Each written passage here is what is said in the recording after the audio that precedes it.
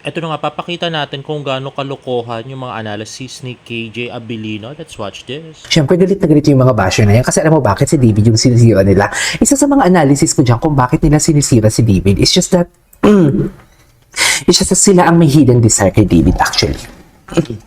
Sa totoo lang. At makati ang aking lalamunan for today's video. Kakain tayo ng maanghang-anghang lang.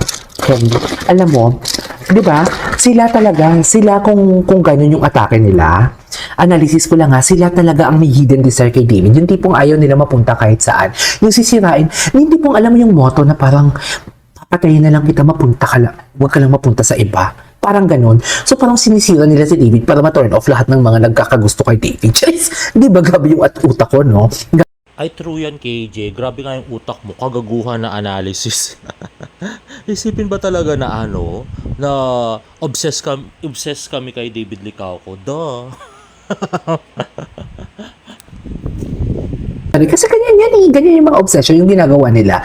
Dear, hindi mo yan mawawala sa akin kasi yung ginagawa nila parang obsession is, ikaw ba nang sundan si David kung saan-saan? Yung totoo. Atake ka dyan, mami. Sinasabi ko sa'yo. Napaka-atake ka talaga dyan. Teka. Paano niya nasabi na sinusundan ko si David kahit saan? Tagal ko na nga hindi nakita si David, parang mga isang taon na. Tapos sinusundan ko kahit saan. Iniisip ko siguro na nandun kami sa Siargao. Ay, putya ka. Gago. Talaga? Ay nako, iniisip nyo pa rin kami na kami yung actual kumuha ng mga pictures sa Siargao at saka yung mga videos. Parang tanga naman. Upload nga yun ng mga locals. Ang bubobo nyo kasi. Grabe. Yung utak ni KJ, iniisip niya obsessed ako dahil nagpunta pa ako sa Siargao para sundan si David. Ganon. Grabe. Gagastos pa ako ng Siargao para lang puntahan si David. Pati na lang ako mag-abroad sa sa ibang bansa. Magpunta na ako Malaysia o kaya Singapore o kaya Hong Kong kaysa gumastos sa Siargao, no? Pareho lang naman ang presyo. At saka makikita ako kung susunod ako si David doon. Meron mga nag-a-upload ng pictures at saka videos ng mga locals, di ba?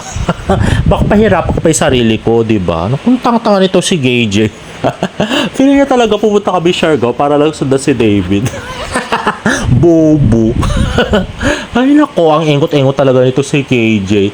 Pati si Isabel Bulato, hindi niya alam. Tapos iniisip niya, pupunta pa kaming Siargao para lang sundan si David, no? Kaya pala obsession yung nasa isip niya. Bobo.